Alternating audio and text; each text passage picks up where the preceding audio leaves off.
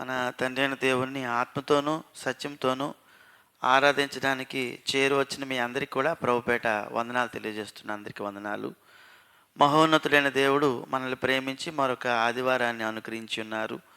మనందరం కలిసి ఆయన మాటలు శ్రద్ధగా వినవలసిన వారముగా ఉన్నాము, ఆలోచన చేయవలసిన వారిగా ఉన్నాము. మనం ఈ సమయంలో మనకి ఇవ్వబడిన వాక్యం గురించి మనం ఈరోజు కొద్ది నిమిషాల పాటు ఆలోచన చేద్దాము.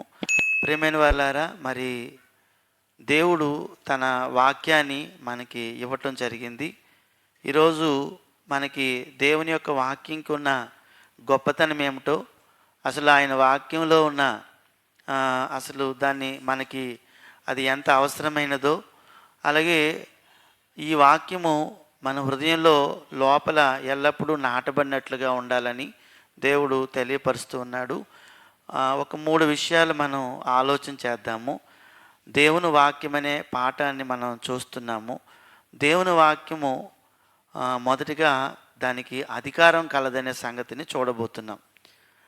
దేవుడు పరలోకంలో ఉండి ఈ భూమి మీద అతని యొక్క వాక్యాన్ని మనందరికీ ప్రసాదించాడు, అనుగ్రహించాడు. కాబట్టి ఈ వాక్యం అనేది చాలా ప్రాముఖ్యమైనదనే సంగతిని మనం చూడబోతున్నాం. మొదటగా ఈ వాక్యం గురించి మనం అర్థం చేసుకోవటానికి దేవుని వాక్యానికి అధికారం కలదనే సంగతిని మొదటి విషయంగా మనం ఆలోచన చేయబోతున్నాం. మన దగ్గరున్న వాక్యం చాలా గొప్పది. ఆ వాక్యానికి చాలా అధికారం కలదు. అధికారం అంటే మనం అధికారాన్ని గురించి మాట్లాడుకుంటాము, కానీ ఈ భూమి మీద కానీ విశ్వంలో కానీ మనం చూసినట్లయితే అన్నిటికన్నా వాక్యానికి ఎంత అధికారం ఉందో మనం చూడవచ్చు. ఒకరి ఆత్మీయ ఉనికి అనేది, అంటే మనం ఆత్మీయంగా బ్రతకాలనుకుంటే కనుక ఖచ్చితంగా మనము వాక్యానికి అధికారాన్ని ఇవ్వాలి. ఒకరి జీవితంలో ఎవరైతే వాక్యానికి అధికారం ఇస్తారో, అంటే ఒక వ్యక్తి ఉన్నారనుకోండి, ఆ వ్యక్తిలో 2 భాగాలు ఉంటాయని మనం ఎప్పటి నుంచో చదువుతున్నాం. ఈ 2 భాగాల కలయిక మానవుడు, 2 భాగాలు. అయితే ఇక్కడ ఈ వ్యక్తిని, అంటే మానవుణ్ణి మనం ఆలోచిస్తే మానవుడి పైన వాక్యం అనేది ఉంది. ఈ వాక్యం అనే దానికి ఏ మనిషి అయితే అధికారం ఇస్తాడో ఆ అధికారం ఇచ్చే మనిషి ఆత్మీయంగా బ్రతుకుంటాడు, అంటే ఆత్మ బ్రతుకుంటుంది. ఒకవేళ ఏ మనుష్యుడైనా ఈ భూమి మీద వాక్యానికి ఒకవేళ అధికారం ఇవ్వలేదనుకోండి, అతడు ఆత్మీయంగా దేవుని దృష్టిలో లెక్కలో లేనివాడు. అది అంటే ఏ మనుష్యుడైనా తన జీవితంలో, అంటే భూమి మీద మనకి చాలామంది కనబడతారు. కొంతమందిని వాక్యము నడిపిస్తుంది, కొంతమందిని వాక్యము అసలు వారికి వాక్యం అంటే ఏంటో తెలియదు, వారికి దేవుడు అంటే ఎవరో తెలియదు, అసలు ఏం తెలియదు. కొంతమంది వాక్యం చేత నడిపించబడే వ్యక్తులు ఉంటారు. కొంతమంది వాక్యం అనేది అసలు తెలియని వారు, వాక్యం అనేది లేనివారుగా ఉంటారు. అలాంటి వారు ఆత్మీయంగా ఉనికిని కోల్పోయిన వారు. అంటే వీళ్ళు ఆత్మలు దేవునికి దూరంగా ఉన్నాయి. ఒకవేళ చనిపోతే వీళ్ళు దేవుని సన్నిధిలోకి వెళ్ళరు. ఒక వ్యక్తి తన పైన వాక్యానికి అధికారం ఇస్తేనే అతడు ఉనికి కలిగి ఉంటాడు. అది విషయం. ఈ విషయాన్ని మనం గమనించాలి. ఒకని జీవితము నడిపించబడటానికి ఆ వ్యక్తే ఇష్టపూర్వకంగా వాక్యానికి అధికారం ఇవ్వాలి.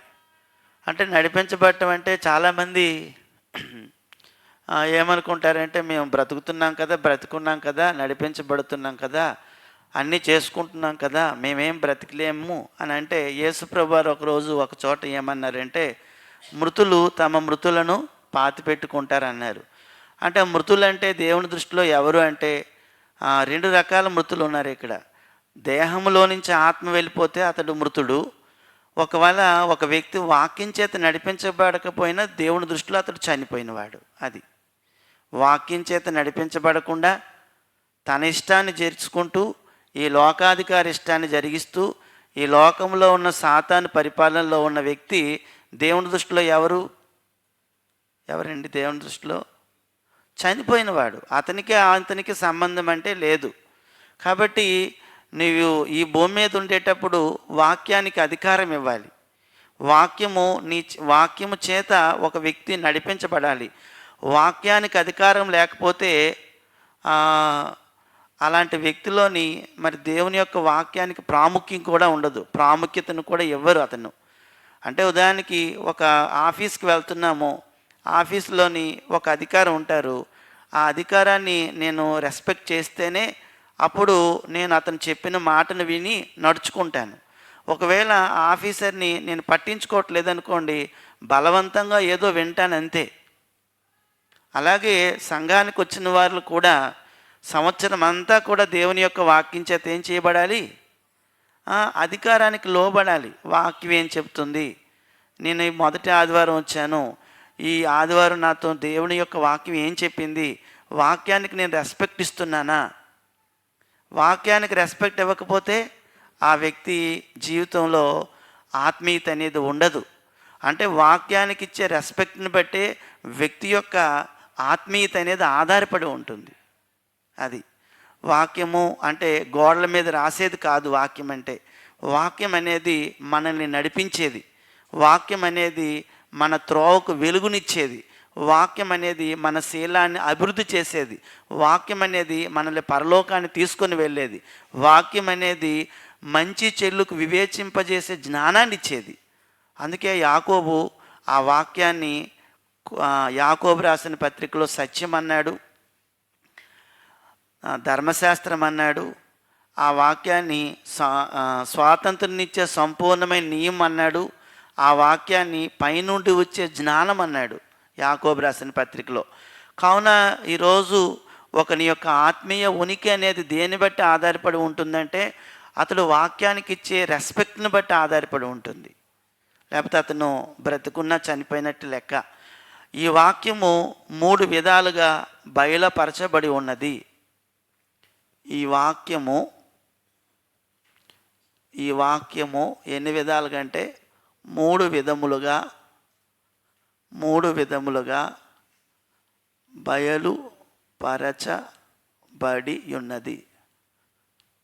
3 విధాలుగా బయలుపరచబడింది. ఎలాగంటే అసలు ఈ విశ్వం ఏది లేనప్పుడు, అసలు ఈ భూమి ఆకాశాలు ఏమీ లేనప్పుడు ఎవరున్నారు? దేవుడు ఉన్నాడు అంతే. పరలోకం ఉందా? ఉంది. అయితే దేవుడు ఏం చేశాడు అంటే ఆదికాండంలో మనం చూసినట్లయితే అది దేవుడే నేరుగా మాట్లాడటం వలన బయలుపరచబడిన నెంబర్ 1 ఏ పాయింట్ అది దేవుడే నేరుగా మాట్లాడుట వలన బయలుపరచబడింది. అంటే మొదట వాక్యం అనేది ఎప్పుడు బయలుపరచబడిందంటే ఆదికాండంలో చూడండి ఒకసారి. ఏమీ లేనప్పుడు దేవుడు ఏమన్నాడు? అంతే, కలుగునుగాక అని పలుకుగా అది అట్లాయను. అంటే మీరు ఎప్పుడైనా చూడండి, అది దేవుడే ఆ వాక్యాన్ని నేరుగా మాట్లాడటం అనేది మనం చూస్తాము. ఆయన అలాగా ఈ వాక్యాన్ని బయటకు అంటే వాక్ వచ్చింది. మొట్టమొదట బైబిల్లోనే ఆదికాండంలోనే మొట్టమొదటి వచనం ఏంటి? ఆదియందు దేవుడు భూమి ఆకాశాన్ని సృజించాను అని ఉంటుంది. ఆ కిందన వెళ్తూ ఉంటే పలుకగా, అతను పలికితే చాలు.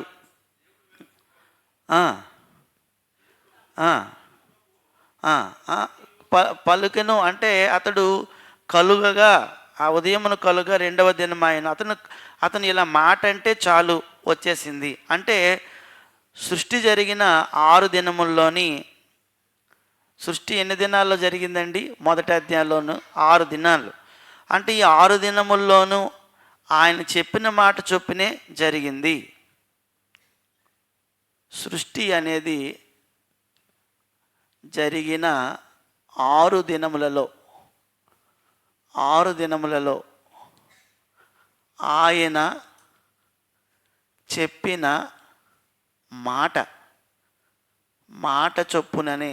ఎప్పుడైనా దేవుని మాటకి ఎంత శక్తి ఉందో చూడండి, వాక్యానికి ఎంత అధికారం ఉందో చూడండి. చొప్పుననే జరిగెను. మీరు తర్వాత ఆదికాండం 1వ అధ్యాయం అంతా చదవండి. అంటే సృష్టి 6 దినాల్లో చేశాడు దేవుడు. 6 దినాల్లోని ఆయన వాక్ వచ్చింది. ఇలా కలగాలి, జ్యోతి కలగాలి, పెద్ద జ్యోతి కలగాలి, చిన్న జ్యోతి కలగాలి, మొక్కలు రావాలి, ఇలాగ ఏదంటే అదే. మీరు కలుగుగా అని చాలా చోట్ల ఉంటుంది. అంటే ఇక్కడ మనం చెప్పుకుంటున్న పాయింట్ ఏంటంటే, దేవుని యొక్క వాక్కి ఎంత అధికారం ఉందంటే, కలుగునుగా కంటే ఏమిచ్చింది, లేని దాన్ని కూడా, అప్పుడు ఏమీ లేదు, కానీ ఆ వాక్యం వల్ల ఈ 6 దినాల్లోని ఆయన మాట చొప్పుననే. చాలా ప్రాముఖ్యమైన సంగతి. ఆయన మాటకు అంత శక్తి ఉందండి. ఆయన మాటకి ఎంత శక్తి ఉందంటే, ఈ భూమి ఎంత ఉంటుంది మనం కొలవగలమా? ఒకవేళ ఈ విశ్వం ఎంత ఉంటుంది కొలవగలమా? అసలు ఇదంతా ఎంత సృష్టిని చూసే మనం ఆశ్చర్యపోతున్నాము. ఈ సృష్టిని చూసి అబ్బా ఎంత ఆశ్చర్యంగా ఉంది, ఎంత అందంగా ఉంది అని మనం చూసి మురిసిపోతున్నాం. ఇంత గొప్ప సృష్టి అంతా కూడా దేన్ని బట్టి వచ్చింది? మాట బట్టి వచ్చింది, వాక్కు బట్టి వచ్చింది, వాక్యాన్ని బట్టి వచ్చింది. అంటే మన పాయింట్ ఏంటంటే, దేవుని వాక్యానికి ఎంత అధికారం ఉంది, దేవుని వాక్కి ఎంత అధికారం ఉంది. నువ్వు నించున్న భూమి ఆ మాట వల్లే కలిగింది. నువ్వు చూస్తున్న ఈ ఆకాశము ఆయన మాట వల్లే కలిగింది. నువ్వు చూస్తున్న నక్షత్రాలు, గ్రహాలు, సమస్తము, ఈ సమస్త వృక్షజాతి అంతా కూడా, ఈ సమస్తము కూడా మనం ఏదైతే ఈ కళ్ళతో చూస్తున్నామో ఇదంతా కూడా ఒక్క మాట వల్ల వచ్చింది. అంటే దేవుని యొక్క మాటకి, దేవుని యొక్క వాక్కుకి, దేవుని యొక్క వాక్యానికి ఎంత అధికారం ఉంది, అది మనం ఆలోచన చేయాలి. కానీ ఆ వాక్కు ఈరోజు ఎంత మనల్ని నడిపిస్తుంది, ఆ వాక్కుకి మనం ఎంత అధికారం ఇస్తున్నాము. ఆ వాక్కే 6 దినాల్లోని మనం చూస్తున్న ఈ సృష్టినంతటినీ కలుగు చేసింది కదా. కనీసం నేను ఇంత చిన్న జీవిని కదా, కానీ నన్ను ఎందుకు నడిపించలేకపోతుంది ఈరోజు? నేను ఎందుకు ఆ వాక్యానుసారంగా ఆ వాక్కు చెప్తున్నట్టుగా నేను నడవలేకపోతున్నానని నేను ఈరోజు ప్రశ్నించుకోవాలి. ఆనాడు ఏది లేనప్పుడే కదా దేవుడు సృష్టిని చేశాడు. ఆ సృష్టి అంతా దేనివల్ల వచ్చింది అంటే దేవుని యొక్క మాట వల్ల, వాక్కు వల్ల వచ్చింది. కాబట్టి దేవుని నోట నుండి వచ్చిన వాక్కు యొక్క అధికారము ఎప్పుడు తిరస్కరింపబడలేదు. భూమి కలగాలని చెప్తే భూమి వచ్చింది తప్ప ఇంకొకటి రాలేదు. అతడు ఏది చెప్తే అది రావాల్సిందే తప్ప, ఏది చెప్తే అది కలుగవలసిందే తప్ప అది కలగకుండా ఎప్పుడూ మానేలేదు ఆ రోజు 6 దినాల్లోని. కాబట్టి ఆయన వాక్కు యొక్క అధికారం అనేది తిరస్కరింపబడలేదు. వాక్కు లేదా వాక్యము యొక్క అధికారము ఏం చేయబడలేదంటే తిరస్కరించబడలేదు, రిజెక్ట్ చేయబడలేదు, తిరస్కరించబడలేదు. దేవుడు అనుకున్నాడు, మంచిది అనుకున్నాడు. అన్ని రోజులు అయిపోయిన తర్వాత ఒకరోజు అతను అన్నమాట చూడండి, 31వ వచనంలో మాట చదవండి. దేవుడు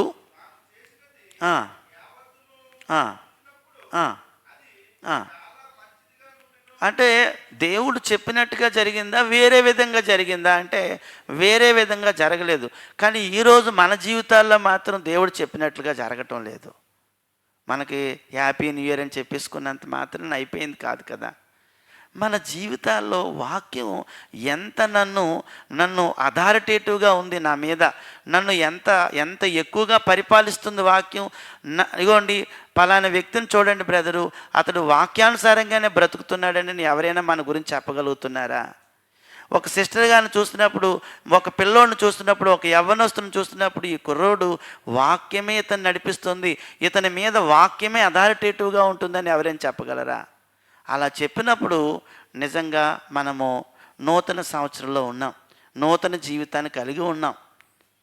ఏమండి, అంతే తప్ప కనిపించిన వాళ్ళందరికీ న్యూ ఇయర్ అని చెప్పేసుకున్నంత మాత్రాన నా జీవితంలో, మన జీవితంలో అసలు వాక్యం ఎంతగా నన్ను మార్చాలి?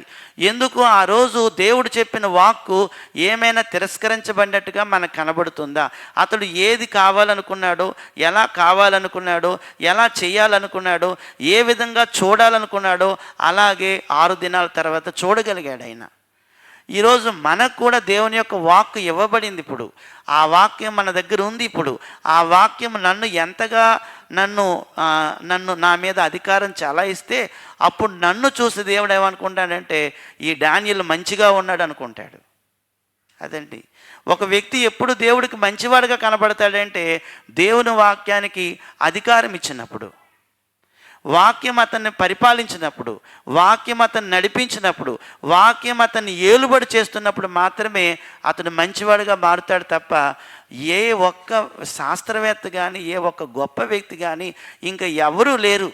వాక్యమే గొప్పది. వాక్యం కన్నా గొప్పది మరి ఏదీ లేదు. కాబట్టి ఆ వాక్యమే, ఆ అధికారము నా మీద, నా కుటుంబం మీద, నా సంఘం మీద అది చలామణి చేయాలి, ఏలుబడి చేయాలి, అధికారం చలాయించాలి. అప్పుడు నేను మంచివాడిగా కనబడతాను.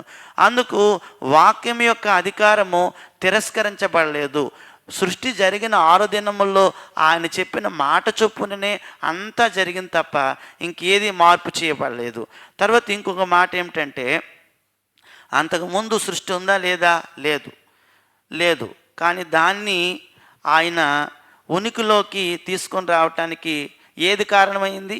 ఆయన మాట కారణమైంది. అంటే ఇంత పెద్ద సృష్టి అంతా కూడా ఉనికిలోకి వచ్చింది అంటే ఎవరు కారణం అంటే దేవుని యొక్క వాక్కు కారణం.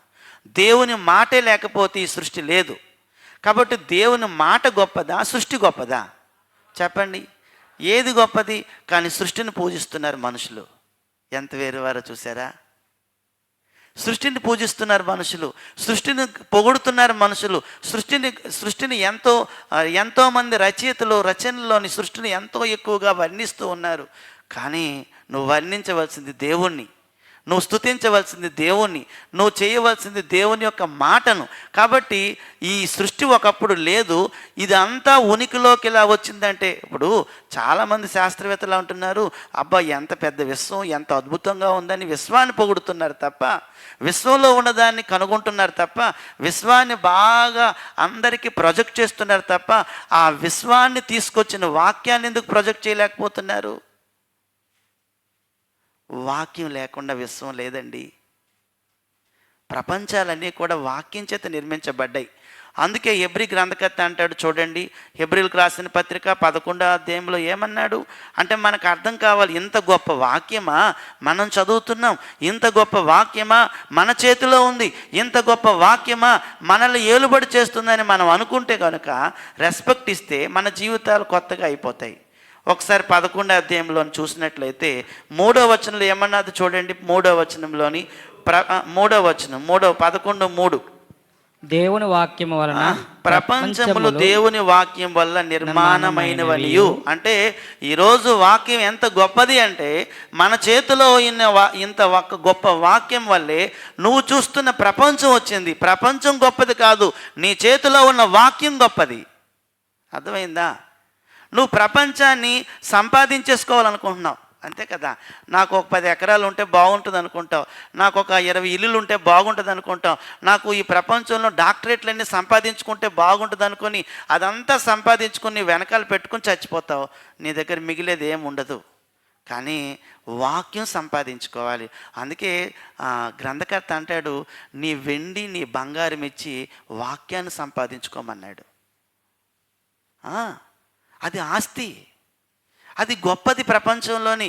ఎందుకంటే సమస్త ఉనికిలో ఉన్న ఈ సూర్యచంద్ర నక్షత్రాదులు కానీ, ఈ గ్రహగోళాలు కానీ, ఈ యూనివర్స్ అంతా కానీ వచ్చింది అంటే దాని వెనకాల దేనికి శక్తి ఉందంటే, దేని బట్టి వచ్చిందంటే వాక్కు దేవుని యొక్క వాక్యం.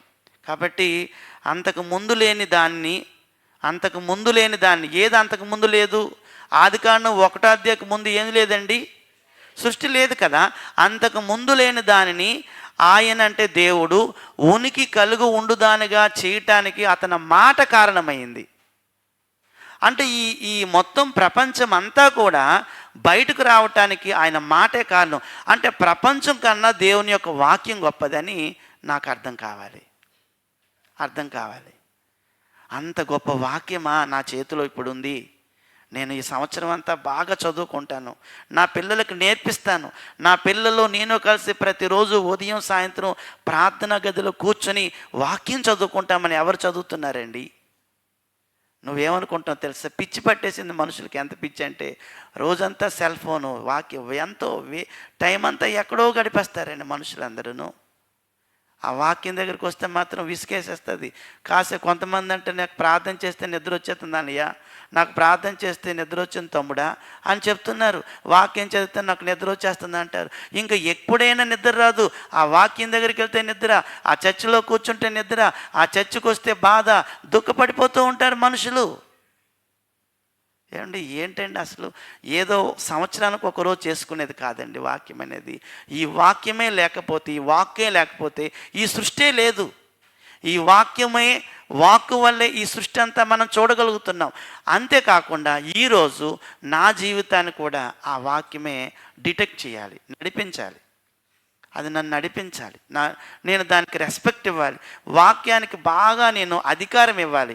మొదటిది ఏదంటే అది దేవుడే నేరుగా మాట్లాడటం వలన బయలుపరచబడింది. Number 1 point. రెండో పాయింట్ చూడండి. రెండోది ఏంటంటే ఇంకా గొప్ప సంగతి. ఆ దేవుని వాక్యము శరీరధారిగా ఈ భూమి మీదకి వచ్చింది. ఎవరతను? అవునండి, యేసు ప్రభు వారికి ఒక పేరు కూడా ఉందని మనం ఎప్పుడు చెప్పుకుంటాం. ఏం పేరు? ఆయనకు ఒక నామం కూడా ఇచ్చాడు. చూడండి, ప్రకటన గ్రంథంలో 19వ అధ్యాయంలోని 13వ వచనం చదవండి. 13వ వచనం 13వ వచనంలో అందరూ తీయనివ్వండి. రక్తములో ముంచబడిన వస్త్రము ఆయన ధరించుకుని ఉండెను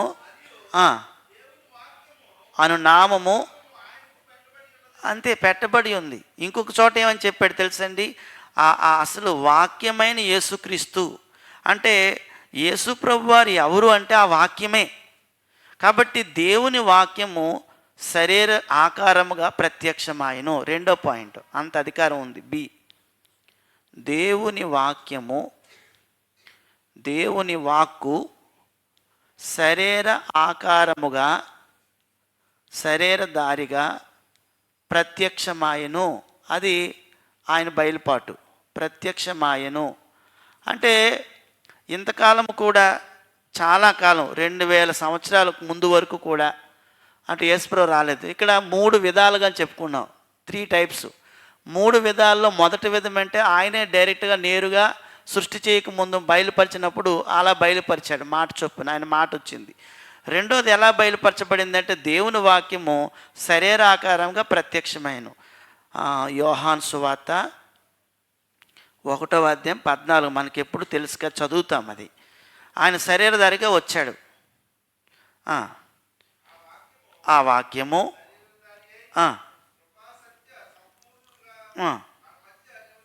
ఇప్పుడు చూడండి జాగ్రత్తగా. యేసుప్రభు వారు వాక్యమైన యేసుప్రభు వారు ఎంత అధికారం కలవారంటే ఆయనకి సంపూర్ణమైన అధికారం ఉంది. సంపూర్ణమైన అధికారానికి మాదిరి ఉన్నాడు యేసుప్రభు వారు. సంపూర్ణమైన అధికారమునకు మాదిరి అయి ఉన్నాడు. ఎంతో గొప్ప మాదిరి అండి ఆయన ఎంత గొప్ప మాదిరి చూడండి. మాదిరి అయి ఉన్నాడు. ఈ భూమి మీద యేసుప్రభు వారు ఉన్నప్పుడు జాగ్రత్తగా గమనించండి. ఆయన వాక్యమై ఉన్నాడు కదా, ఆయనకి ఏవేవి లోపడ్డాయో చూద్దాం ఒకసారి. ప్రకృతి చాలా గొప్పది కదా, ప్రకృతి ఎంతో గొప్పది కదండి. ఒకసారి మత్తయి సువార్త 4వ అధ్యాయము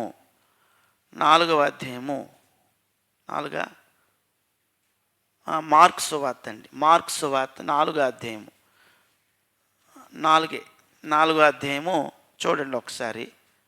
4వ అధ్యాయము 41వ వచనం జాగ్రత్తగా చూడండి. మనం ఏ పాయింట్ ఆలోచిస్తున్నామంటే దేవుని వాక్యము శరీరాకారంగా ప్రత్యక్షమైంది. అంటే ఆ వాక్యమే ఎవరంటే యేసుప్రభు వారు. యేసుప్రభు వారికి ఎంత అధికారం ఉందో ఒకసారి చూడండి. అది చూస్తున్నాం ఇప్పుడు. చదవండి ఒకసారి 41 మార్కు సువార్త 4:41. వారు ఉమ్. మిక్కిలి భయపడి ఎవరు శిష్యులు అనమాట. ఎందుకు భయపడ్డారు అప్పుడు చెప్తున్నారు. వారు మిక్కిలి భయపడ్డారు. ఎందుకట? ఈయన ఎవరో గాలియు సముద్రమును ఈయనకు లోబడుచున్నవని ఒకనితో ఒకడు చెప్పుకొని. ఇప్పుడు చెప్పండి, ఆయన మాట పలకగానే ప్రకృతి అలాగ ఆగిపోయింది, ప్రకృతి లోబడిపోయింది. ఆయన మాటకు అంత శక్తి ఉంది. ఈరోజు యేసు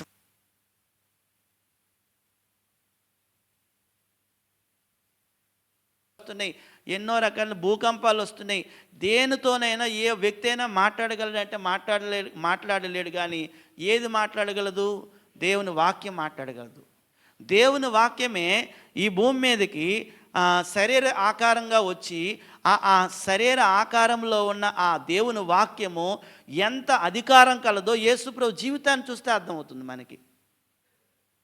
అదండి ప్రభువారి జీవితం అంతా కూడా. ఎక్కడ చూసినా ఒక 5,000 మంది భోజనాన్ని కూర్చుంటే 5 రొట్టెలు 2 చేపల్ని ఒక్కసారి ప్రార్థన చేస్తే మొత్తం 5 రొట్టెలు 2 చేపలు 5,000 మంది పురుషులు ఉన్నారు. స్త్రీలు ఎంతమంది ఉన్నారో తెలియదు, పిల్లలు ఎంతమంది ఉన్నారో తెలియదు. అంతమందికి భోజనం పెట్టిన తర్వాత 12 గంపలు ఎత్తారని తెలియచేయబడింది. ఆయన దేన్నైనా పెంచగలడు, తగ్గించగలడు, ఏదైనా చేయగలడు. అదంతా ఏమిటంటే దేవుని యొక్క వాక్యం. దేవుని యొక్క వాక్యానికి అంత అధికారం ఉంది. అతను సముద్రానితో మాట్లాడగలడు, గాలితో మాట్లాడాడు.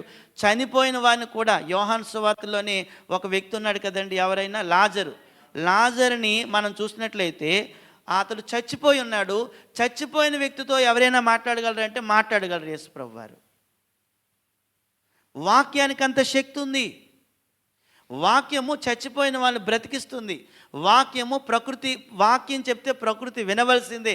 అంటే వాక్యానికి అంత అధికారం ఉందనే సంగతిని మనం గ్రహించి నిజంగానే ఈ సంవత్సరం అంతా నేను యేసుప్రభుకు లోబడతాను, నేను బ్రతికున్నంత కాలం యేసుప్రభుకు లోబడతాను ఎవరైనా అనుకుంటే వారు ఖచ్చితంగా ఆత్మీయంగా జీవించగలుగుతున్న వారు అవుతారు.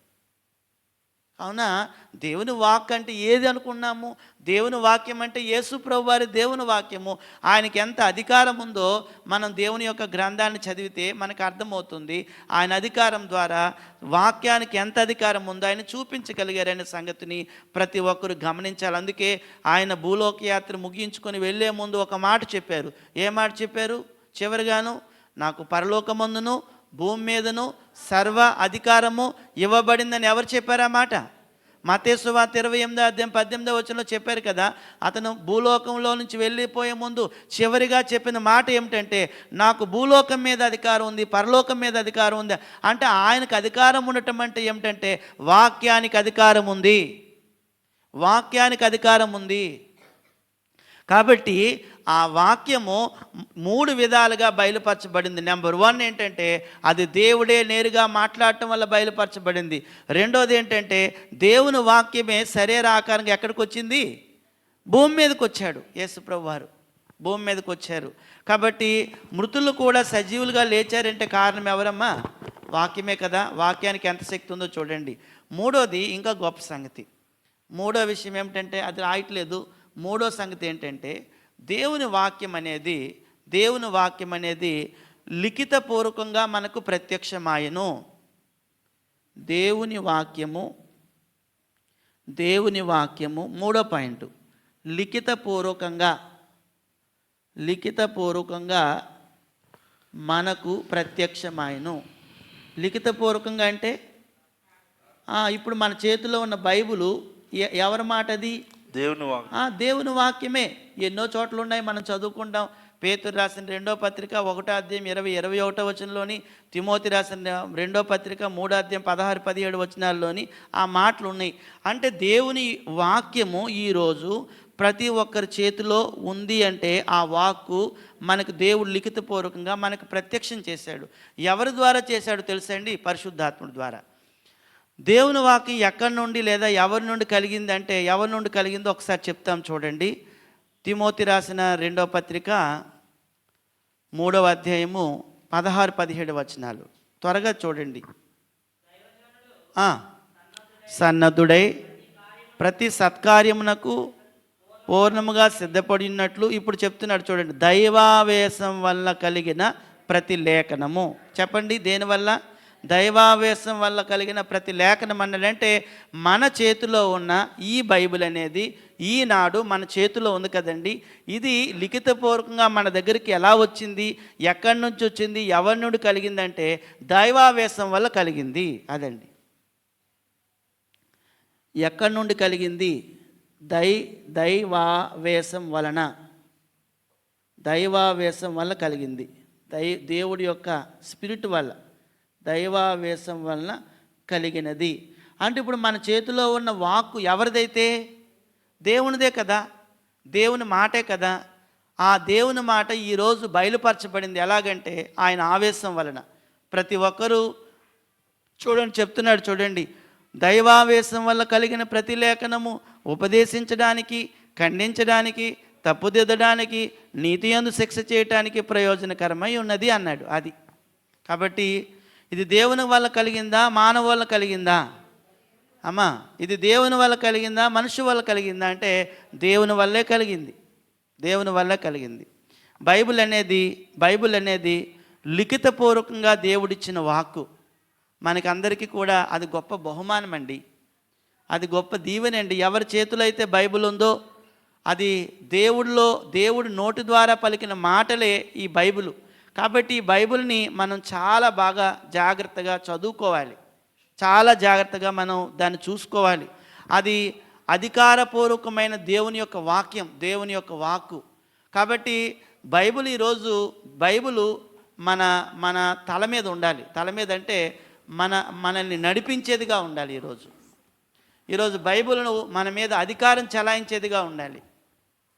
ఎవరినైతే బైబిల్ అధికారం చెలాయిస్తుందో, ఏ ఇంటినైతే బైబిల్ అధికారం చెలాయిస్తుందో ఆ ఇల్లు క్షేమంగా ఉంటుంది.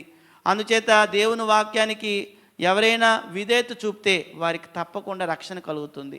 దేవుని వాక్యానికి ఎవరైనా విధేయత చూపించకపోతే రక్షణ లేదు. ప్రతి ఒక్కరు కూడా ఆ గొప్ప రక్షణ పొందాలంటే, వాగ్దానం చేయబడిన ఆ గొప్ప రక్షణ పొందాలంటే అధికారపూర్వకమైన ఈ వాక్కుని ఎవరైతే విధేయత చూపుతారో ఇప్పుడు రక్షణ పొందుతారు, నిత్య రక్షణ కూడా పొందగలిగే అవకాశం ఉంటుంది. కాబట్టి దేవుని వాక్యము అధికారం కలదు. దేవుని వాక్యానికి ఈ వాక్యం 3 విధాలుగా బయలుపరచబడింది ఈ భూమి మీదకి. ఒకటి, ఆ రోజు నేరుగా మాట్లాడాడు దేవుడు. తర్వాత ఆ వాక్యాన్ని శరీరధారిగా పంపించాడు దేవుడు. ఆ వాక్యాన్ని ఆయన ఆవేశంతో లిఖితపూర్వకంగా రాయించి ఈరోజు ప్రతి క్రైస్తవుని యొక్క చేతిలో పెట్టాడు దేవుడు. అదండి. కావున యోహాను సువార్త 12వ అధ్యాయంలోని ఒకవేళ ఎవరైనా కానీ వాక్యానికి విధేయత చూపించకపోతే 12వ అధ్యాయము యోహాను సువార్త 48వ వచనం, 12వ అధ్యాయం 48వ వచనం చూడండి. నన్నంటే ఎవరిని? యేసుప్రభువుని నిరాకరిస్తే దేన్ని నిరాకరించినట్టు? ఈ భూమి మీద చాలామంది ఏం చేస్తున్నారంటే దేవుని యొక్క వాక్యాన్ని, యేసుప్రభువుని ఒకవేళ నిరాకరించినట్లయితే ఏం జరుగుతుంది? నన్ను నిరాకరించి నా మాటలు అంగీకరింపని వానికి తీర్పు తీర్చువాడు ఒకడు కలడు. నేను చెప్పిన మాటయే అంత్యదినమందు వానికి తీర్పు తీర్చుతుంది. కాబట్టి మాటకి ఎంత శక్తి ఉందో చూడండి, వాక్యానికి ఎంత శక్తి ఉందో చూడండి. ఒకానొక రోజున తీర్పులోనికి వెళ్ళబోతున్నప్పుడు ఆ మాటే మనల్ని తీర్పులో నిలబెట్టేస్తుంది. అంటే మనం ఒకరోజు ఏదైనా పరలోకాన్ని పొందుకోవాలన్నా, నరకాన్ని పొందుకోవాలన్నా అతని వాక్యం బట్టే మనం పొందుకుంటాము. ఒకవేళ వాక్యానికి అంత అథారిటీని ఎవరిచ్చారంటే దేవుడు ఇచ్చాడండి. కాబట్టి ఈరోజు రేపొద్దున్న ఈ వేటిని బట్టి మన యొక్క జీవితంలో ఫైనల్ జడ్జిమెంట్ ఉంటుందంటే ఆయన వాక్యాన్ని బట్టే ఉంటుంది. కాబట్టి అతడు తీర్పు దినం వరకు కనిపెట్టుటకు నిశ్చయించుకొనవచ్చును. అంటే తీర్పు ఆయనకు ఉంటుంది, ఖచ్చితంగా నష్టపోతాడు. అలా నష్టపోకుండా ప్రతి ఒక్కరూ ఉండాలి అంటే దేవునికి ఏమవ్వాలంటే, దేవుని వాక్యానికి ఏమవ్వాలంటే విధేయులు అవ్వాలి. విధేయత చూపిద్దాం, ప్రతి ఒక్కరూ విధేయత చూపిద్దాం, ప్రతి ఒక్కరు ఇష్టపడదాం. దేవుని యొక్క మాటకు, దేవుని యొక్క వాక్యానికి, దేవుని యొక్క వాక్యానికి ఉన్న అధికారానికి మనం లోబడాలని ఈ సందర్భంగా మనం నేర్చుకుంటున్నాం. అందుకు ఎవరైతే లోబడతారో అందుకే చెప్తున్నాడు చూడండి, రోమాపత్రిక 14వ అధ్యాయంలోని ఒకవేళ దేవునికి విధేయులు అగుటకు ఎప్పుడైనా మనం నిశ్చయించుకున్నాము అంటే 14వ అధ్యాయం యెషయా ప్రవక్త చెప్పిన మాటను ఇక్కడ రాస్తున్నారు చూడండి. 14వ అధ్యాయము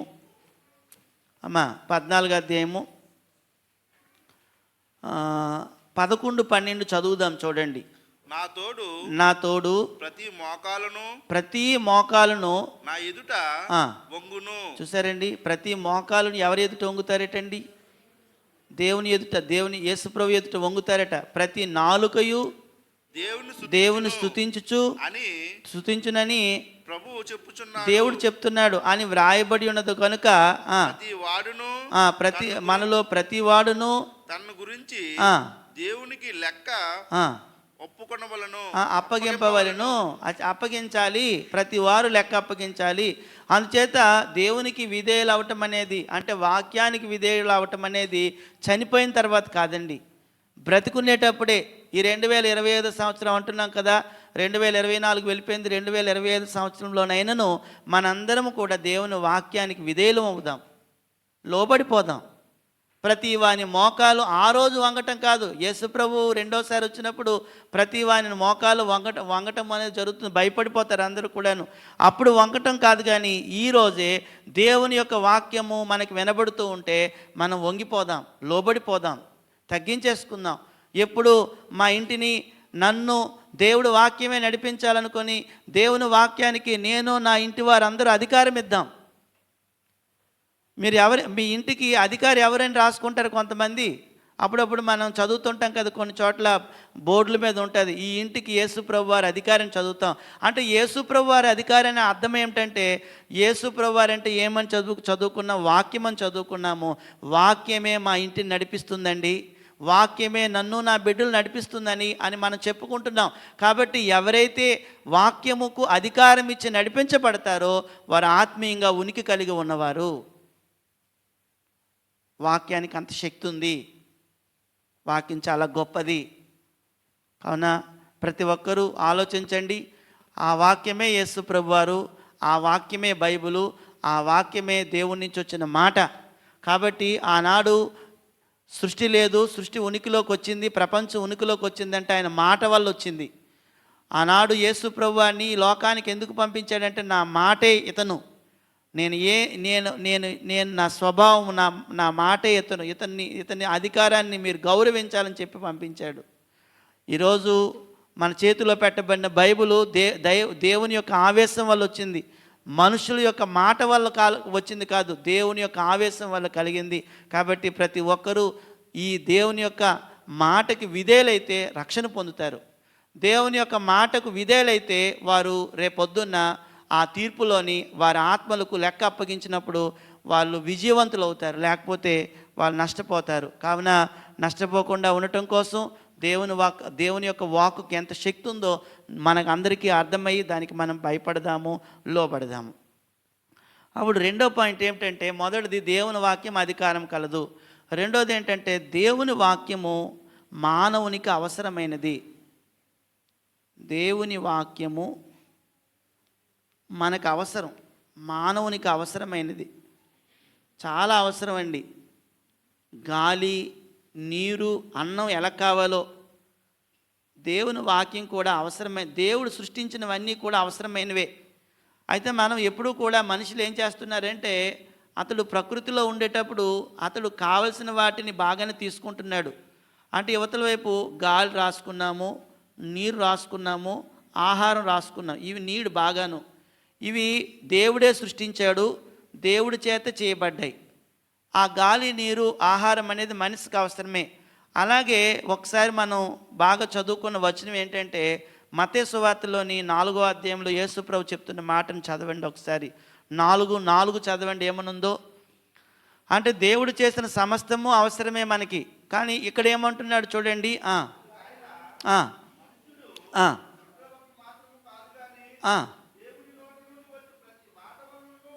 ఇప్పుడు ఇంకోటి కూడా చెప్పాడు చూసారండి, యువతల వైపు దేవుని మాట కూడా ఇచ్చాడు. అంటే సాతాను అంటున్నాడు, ఈ రాళ్ళను రొట్టెలుగా చేసుకొని తినేవయ్యా నువ్వు అంటున్నాడు. అంటే దేవుడు మానవునికి అవసరమైనవన్నీ తయారు చేశాడు.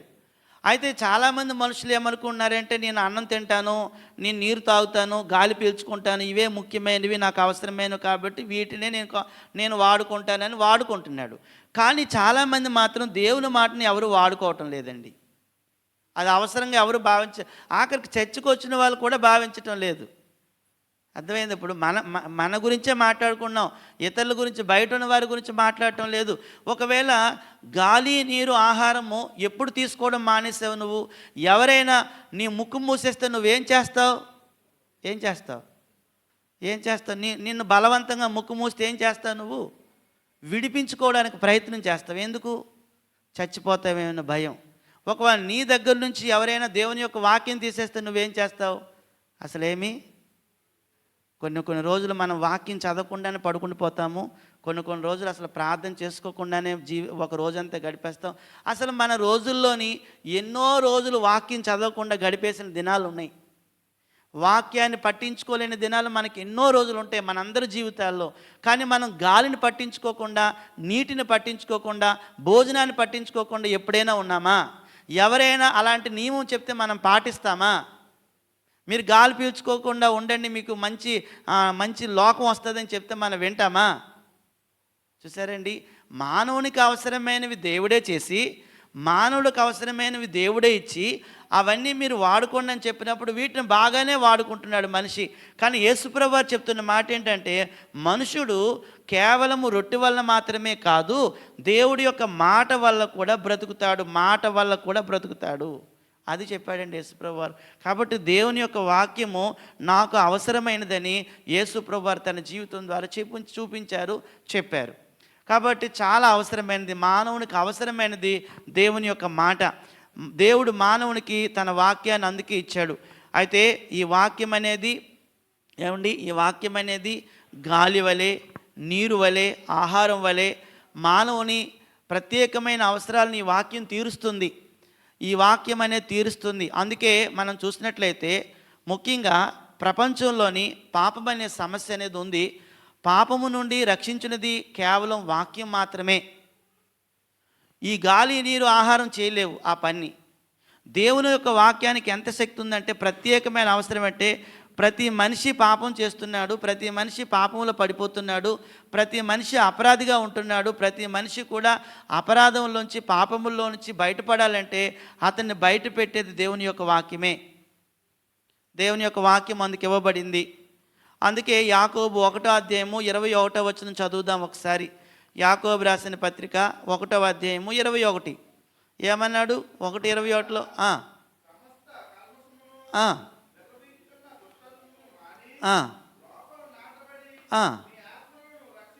అగో రాశాడు అక్కడ, మీ ఆత్మలను రక్షించుటకు అన్నాడు. ఆత్మను రక్షించేది భోజనం కాదు, ఆత్మను రక్షించేది గాలి కాదు, ఆత్మను రక్షించేది నీరు కాదు, ఆత్మను రక్షించేది శక్తిగల వాక్యం మాత్రమే. అందుకు మనిషి ఆత్మ రక్షించబడాలంటే మనిషికి ఖచ్చితంగా కావాల్సింది వాక్యం. అందుకు ఈ భూమి మీద మనుషులందరికీ అందవలసింది వాక్యం. అందుకు మనుషులందరూ భూమి మీద వాక్యం చదవలసిన వారే ఉన్నారు. వాక్యం నాకు అవసరం లేదనుకుంటే నీ ఆత్మ చచ్చిపోతుంది, మన ఆత్మలు చనిపోతాయి అంటున్నాడు. ఆ మాటే చెప్తున్నాడు 1:21లో. దేవుని యొక్క వాక్యానికి ఎంత శక్తి ఉందంటే ఏమంటున్నాడు చూడండి, మీ ఆత్మలను రక్షించుటకు శక్తిగల వాక్యం అన్నాడు. అంటే ఈరోజు భూమి మీద మానవుడికి అవసరమైనవన్నీ దేవుడే సృష్టించి పెట్టాడు. ఇదంతా నువ్వు వాడుకోవచ్చు, ఈ వాడుకొని నువ్వు క్షేమంగా బ్రతకొచ్చు. అంతకన్నా ప్రత్యేకమైన నీ అవసరాన్ని తీర్చే వాక్యాన్ని కూడా లిఖితపూర్వకంగా దేవుడు మనకు అనుగ్రహించాడు. ఈ లిఖితపూర్వకంగా ఇవ్వబడిన దైవావేశం వల్ల ఇవ్వబడిన ఈ లేఖనము, ఈ వాక్యము నీ ఆత్మను రక్షించడానికి అది శక్తి గలది, అది శక్తి గలది, అది శక్తి గలది. కాబట్టి ఇప్పుడు మనం చాలాసార్లు చెప్పుకుంటాం కదండి, ఈ రెండిట్లో శాశ్వతమైనది ఏది? శరీరమా ఆత్మ? ఆత్మే కదా. శాశ్వతమైన ఆత్మను మనం చంపుకోవడానికి ప్రయాసపడుతున్నాం తప్ప ఈ ఈ ఈ ఈ తాత్కాలికమైన శరీరాన్ని చంపుకోవడానికి ఏమో ఆశపడట్లేదు మనం. శాశ్వతమైన ఆత్మ పోగొట్టుకున్నా పర్వాలేదు అనుకుంటున్నాం తప్ప, అయ్యో ఈ మంచి ఈ ఈ ఈ ఈ తాత్కాలికమైన శరీరం పోతే చాలా బాధపడిపోతున్నాం. దగ్గు వస్తే బాధపడతాం, ఊపిరి సరిగ్గా అందకపోతే బాధపడతాం, భయపడతాం. ఒకవేళ ఏదైనా చిన్న చిన్నవి ఏవైనా మనకి కలిగితే బాధపడతాం, భయపడతాం. నీరసించిపోతే భయపడతాం. ఎన్నో రకాల భయాలు మనకి ఉన్నాయి శరీరాన్ని బట్టి. అలాగే ఆత్మ చాలా చాలా ప్రాముఖ్యమైనది. యేసుప్రభు వారే చెప్పారు ఆత్మ గురించి. ఏమన్నారు? మనం చదువుకున్నాం కదా మొన్నటి దినాన. ఏమన్నారంటే ఆయన, మీ మీ మీ ఆత్మను మీ దేహాన్ని చంపువారికి భయపడక ఆత్మను దేహాన్ని నరకంలో పడవేసే ఒక ఆయన ఉన్నాడు, అతనికి మీరు భయపడండి, మిక్కిలి భయపడండి అని చెప్పాడు. అంటే మన ఆత్మలు అనేవి నష్టపోకుండా ఉండటం కోసం ఖచ్చితంగా ఆ వాక్యాన్ని మనం తీసుకోవాలి.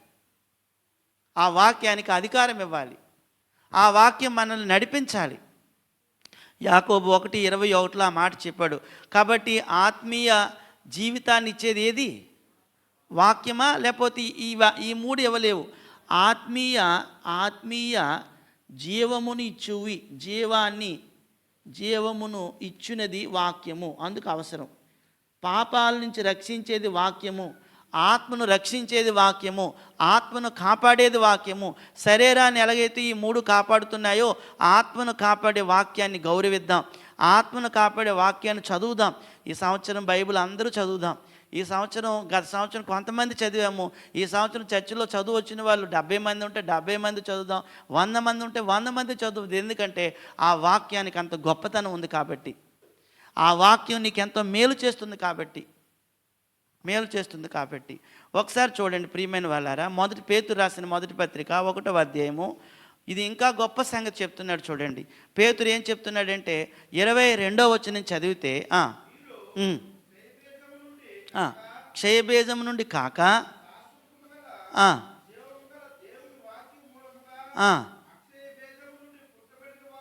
పుట్టింపబడిన వారు. చూసారండి ఇక్కడ ఎన్ని పదాలు వాడాడు చూడండి. శాశ్వతమగు, జీవము గల, అక్షయ బీజము అంటే శాశ్వతమైన జీవము గల దేవుని వాక్యము. ఎంత గొప్పదో చూడండి. అక్షయ బీజము దేవుని వాక్యము అంటే దేవుని వాక్యం అనేది అక్షయ బీజము. దేవుని వాక్యం అనేది శాశ్వతమైనది. దేవుని వాక్యం అనేది జీవం గలది. కాబట్టి శాశ్వతమగు జీవము గల దేవుని వాక్య మూలముగా అక్షయ బీజం నుండి పుట్టింపబడిన వారు గనుక, అప్పుడు అన్నీ చెప్పేసి కిందని యాలి అనగా 24 సరిగ్గా నెమ్మదిగా సర్వ శరీరులు గడ్డిని. ఇప్పుడు చూడండి, శరీరాన్ని దేంతో పోల్స్తున్నాడు? కానీ గడ్డి ఎంతకాలం ఉంటుంది? గడ్డి పువ్వు ఎంతకాలం ఉంటుంది? అంటే గడ్డితో సమానమైన ఈ శరీరం కోసం నువ్వు ఎన్ని కొనుక్కుంటున్నావో, నీ ఇంటి నిండా సామాన్లే. దేనికోసం? నారాయణరావు గారు, మీ ఇంటి నిండా ఉన్న సామాన్లు దేనికోసం అండి? కేవలం శరీరం కోసం. బాత్రూంలోకి వెళ్తే సామాన్లు, ఏ రూమ్లో కిచెన్ రూమ్లోకి వెళ్తే సామాన్లు, ఆ హాల్లో ఉన్న సామాన్లు ఏవైనా కూడా ప్రతీది కూడా కేవలం శరీరం గడ్డి కోసమే, పువ్వు కోసమే. కానీ ఆత్మ కోసం ఏమైనా కొనుక్కుంటామా? ఏమండి బైబిల్ ఎవరైనా ఇస్తారేటని అడుగుతాం ఫ్రీగా. చూసారు ఎంత ఘోరమో చూడండి. ఎంత పెట్టి డ్రెస్ కొనుక్కుంటాడు, 1000 రూపాయలు పెట్టి, 2000 పెట్టి. ఒక మంచి బైబిల్ కొనుక్కోవడానికి ఇష్టపడరు అతను. నోట్సులు చాలా కొనుక్కుంటారు. ఈ పుస్తకాలు అయితే ఆ చైతన్య పుస్తకాలు, నారాయణ పుస్తకాలు నేను కొనుక్కుంటారు. కానీ అయ్యో ఆ అంకుల్ గారు రోజు మాకు ఎంత నోట్స్ చెప్తున్నారు, మంచి నోట్స్ పెట్టాలి, మంచి డైరీ కొనుక్కున్నారు ఎవరైనా? వాళ్ళ తండ్రి కానీ వాళ్ళ తల్లి కానీ తీసుకెళ్ళి డైరీలు కొన్నారు ఎవరికైనాను? ఎంత ఘోరమో చూసారా. మళ్ళీ ఎవరైనా ఇక్కడికి వచ్చేటప్పుడు కూడా ఏదో చింపిరి పెట్టిన ఆ బైబిల్లే వాడతారు తప్ప ఒక కొత్త బైబిల్ కొనుక్కోవాలని ఆలోచన ఉంటుందా? కానీ ఇంట్లోని ఏదైనా చిన్నది చినిగిపోతే, ఒక ప్యాంటు చిదిగిపోతే అంటే, అమ్మా నా ప్యాంటు చిదిగిపోయిందమ్మా, కొత్త ప్యాంటు తీయమ్మని అంటాం. నా చొక్కా చిదిగిపోయిందమ్మా, కొత్త చొక్కా తీయమ్మా, సూట్ తీయమ్మా అంటాము. గడ్డి కోసము ఎంత తాపత్రయపడుతున్నామో చూడండి. గడ్డి కోసము సర్వశరీరులు గడ్డిని పోలి ఉన్నారంటే భౌతికమైన జీవితం కోసం. మొత్తం ఏర్పాట్లన్నీ భౌతికమైన జీవితం కోసమే. ఈరోజు ప్రియమైన వాళ్ళారా, మనము ఈ కార్యక్రమాలన్నీ చేయడం దేనికోసం అంటే ఆత్మ కోసం. ఈ సువార్త సభలు కానీ, సువార్త ర్యాలీలు కానీ, లేకపోతే ఏ ఊరైనా వెళ్ళటం కానీ, ఏ పరీక్షలైనా పెట్టడం కానీ, ఇవన్నీ చేయటం దేనికోసం అంటే ఆత్మ కోసమే. కాబట్టి నువ్వు ఆలోచన చెయ్యు, లెక్కలు రాసుకో. 31వ తేదీ రాత్రి కూర్చొని ఒకసారి ఆలోచించుకొని రాత్రంతా కూర్చొని నువ్వు ఆ జనవరి 1వ తేదీ నుంచి జనవరి 31వ తేదీ వరకు నీ శరీరమైన గడ్డి కోసం ఎంత ఖర్చు పెట్టావు, నీ అక్షయ బీజమైన వాక్యం కోసం, నీ ఆత్మ కోసం ఎంత ఖర్చు పెట్టావు ఆలోచన చెయ్యు. ఎన్ని ఛార్జీలు పెట్టుకొచ్చావు నువ్వు దేవుని పని కోసం, ఎంత ధనం ఇచ్చావు నువ్వు దేవుని పని కోసం. ఏమండి ఆ వాక్యం అంటే మళ్ళీ ఏమంటే దాన్ని ఇలా నమస్కారం చేసుకుంటూ తల పెట్టుకొని అంతే. అసలు దేవుని యొక్క వాక్యం అంటే నాకు అర్థమైందా? దానికోసం ఏమైనా ఖర్చు చేసావా? ఒక సువార్తికుడికి బట్టలు కొన్నామంటే ఆత్మ సంబంధమైన కార్యం అండి, అది ఆత్మ సంబంధమైన కార్యం. అది ఒక ఊరు సువార్తకు వెళ్తూ డబ్బులు పెట్టుకొని వెళ్తున్నామంటే అది ఆత్మ సంబంధమైన కార్యం అండి. ఏదో నేను ఒక ఫంక్షన్కి వెళ్తాను, అట్నుంచి ఇట్నుంచి ఛార్జీ నేనే పెట్టుకుంటాను, మళ్ళా 1000 రూపాయలు ఇవ్వాలా, 5000 ఇవ్వాలా, 10,000 ఇవ్వాలి. ఎందుకంటే మళ్ళీ నాకు నా పిల్ల ఏదైనా అయితే, నా పిల్లకి ఏదైనా పెళ్ళి అయితే వాళ్ళు కూడా 10,000 ఇస్తారు కదని ఆలోచించి ఎక్కడ డబ్బులు లేకపోతే ఎక్కడొక దగ్గర 5,000 అప్పు తెచ్చిస్తాం మనం. ఇంత ఆలోచనతో ఉంటాం శరీరం కోసం. కానీ ఆత్మ కోసం అందుకు అంటున్నాడు, సర్వ శరీరులు ఎవరిని పోలి ఉన్నారు? గడ్డిని పోలి ఉన్నారు. తర్వాత అన్నాడు, చదవండి, వారి అందమంతయు గడ్డి పువ్వు వలె ఉన్నది, గడ్డి ఎండిపోతుంది, దాని పువ్వు రాలిపోతుంది, అయితే ప్రభు వాక్యము ఎల్లప్పుడూ నిలుచును. అదండి ప్రభు వాక్యానికి ఉన్న శక్తి, ఎల్లప్పుడూ నిలుచును. అంటే దేవుని వాక్యాన్ని మీద నువ్వు అధికారం కానీ దేవుని వాక్యానికి నీ జీవితంలో, నా జీవితంలో, నా పిల్లల జీవితంలో, నా భార్య జీవితంలో, నా భర్త జీవితంలో వాక్యానికి ఎవరైతే అధికారం ఇస్తారో ఆ వాక్యానికి అధికారం ఇచ్చేవారు శాశ్వతంగా ఉంటారు. ఈరోజు వాక్యానికి అధికారం ఇవ్వకుండా మామూలుగా అందరూ బ్రతుకుతున్నట్లుగానే మనము బ్రతికేస్తామనుకోండి, మనము శాశ్వతంగా ఉండం, పరలోకంలోకి వెళ్ళం, నష్టపోతాం మనం అందరం కూడాను. నువ్వు ఖర్చులు పెడుతున్నావు కదా, దేని ఖర్చు పెడుతున్నావు రాసుకో. అర్థమైందా? నువ్వు ఆత్మ కోసం ఖర్చు పెట్టు, ఆత్మ కోసం త్యాగం చేయు. అది శాశ్వతమైనది, అది ఎల్లప్పుడూ ఉండేది. అది శరీరంలో గడ్డి లాంటిది కాదు, అందంలా గడ్డి పువ్వు లాంటిది కాదు. కాబట్టి నీ అందం కోసం ఎంత డబ్బులు ఖర్చు పెడుతున్నావు, నీ శరీరం కోసం ఎంత ఖర్చు పెడుతున్నావు, అసలు నీ శరీరం కోసం ఎంత ఆలోచిస్తున్నావు, నీ ఆత్మ కోసం ఎంత ఆలోచిస్తున్నావు అంటే దేవుడు ఆనాడే గాలి, నీరు, ఆహారం ఇచ్చాడు. అవి నీకు నిత్యమైన అవసరమైనవి. అవి వాడుకున్నట్టుగా దేవుని యొక్క మాటను, దేవుని యొక్క వాక్యాన్ని వాడుకోవాలి. అంతే, వాడుకోవాలి ప్రతి ఒక్కరు కూడా. దేవుని మాట అంత గొప్పది. కాబట్టి దేవుని గూర్చిన జ్ఞానం మనకు అందుతుండేటప్పుడు ప్రియమైన వాళ్ళారా, ఎవరైనా అక్కర్లేదు అనుకోకూడదండి, కావాలి.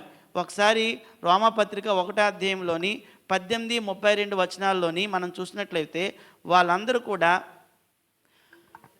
ఒకసారి చూడండి, వాళ్ళందరూ కూడా 23 చదివేయండి డైరెక్ట్గాను.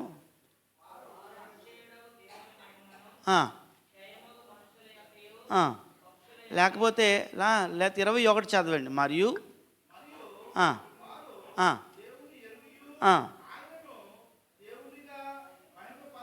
అంటే ఇదేంటి, దీని అర్థం ఏంటంటే చర్చికి వస్తున్నారు, లేకపోతే దేవుడు తెలుసు వాళ్ళకి, కానీ దేవునిగా మహిమపరచడం లేదు. దుష్టత్వంలో పడిపోయారు వాళ్ళందరూ. కాబట్టి దేవుణ్ణి నిరాకరించే వారికి ఒకరోజు నష్టం జరుగుతుంది. దేవుని యొక్క వాక్యాన్ని నిరాకరించకూడదు, ఎంతో అవసరమైనది. పిల్లలకు చెప్పాలి, నాన్న వాక్యం చదువుకోనన్నా అని చెప్పాలి.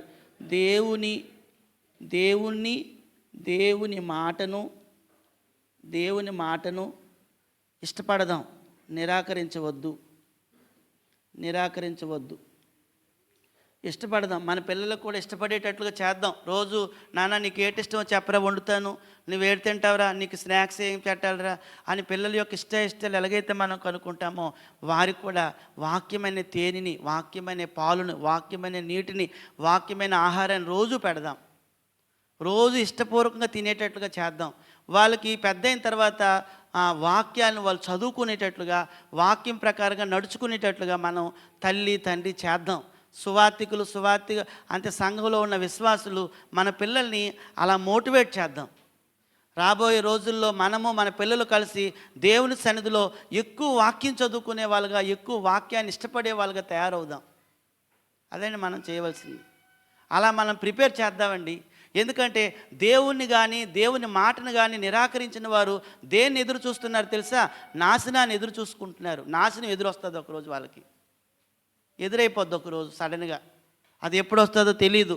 కాబట్టి నాశనానికి మనం వెళ్ళకుండా, మన పిల్లలు వెళ్ళకుండా మనమందరం వెళ్దాము. దేవుని యొక్క మానవుణ్ణి నిత్య శాంతిలోనికి నడిపేది కేవలము దేవుని వాక్యం. శాంతి, నిత్య శాంతి, మానవుని నిత్య శాంతిలోనికి నడిపించేది బైబిలే. నడిపించేది అది మార్గదర్శి. బైబిలు అంటే వాక్యమే.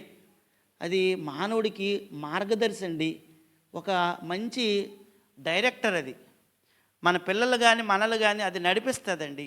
కావున మానవుడు నిత్యశాంతిలోనికి వెళ్ళాలి అంటే, నిత్యశాంతి అంటేనండి, నిత్యశాంతి ఎక్కడ ఉంటుందండి? పరలోకంలో కదా. పరలోకంలోకి నడిపించేది ఎవరు? యేసు ప్రభువే. అవును, యోహాను సువార్త 14:6 ఏమన్నాడు? నేనే జీవము, నేనే మార్గము, నేనే సత్యం అన్నాడు కదా. నా ద్వారా అంటే ఇందాక చెప్పుకున్నాం కదా, ఆయన ఎవరు? వాక్యము. అంటే వాక్యము ఈరోజు ఎవరైతే బాగా చదివి అవలంబిస్తారో వారు నిత్య శాంతిలోకి వెళ్ళిపోతారు. అది మార్గదర్శి, అది గైడు మనకి. కాబట్టి వాక్యం ఈరోజు నీకు టార్చ్ లైట్ లాగా ఉపయోగపడి నిన్ను ఎక్కడ తీసుకెళ్ళిపోతుందంటే నిత్యము శాంతి గల ప్రదేశంలోకి తీసుకెళ్ళిపోతుంది. అలాంటి నిత్య శాంతిలోనికి నడిపించే ఆ బైబిల్ను మనకు మార్గదర్శిగా చేసుకొని దేవుని మాటను గౌరవిస్తూ దాన్ని ఆస్వాదిస్తూ దాన్ని స్వాగతిద్దాం. అప్పుడు ఆ ఆత్మీయ జీవాన్ని మనం పొందుకుందాం. దేవుని మాటే మనల్ని ఎల్లప్పుడూ నడిపించేదిగా మనం చూద్దాం. అది నాకు అవసరమైనదని భావిద్దాం. ఎఫెసీయులకు రాసిన పత్రిక 1వ అధ్యాయము ముగించుకుందాము, మనకు సమయం తక్కువ ఉంది. 1:18 ఎవరైనా నిజంగా విశ్వాసంగా బ్రతికితే 17, 19 కలిసి ఉన్నాయి కదా.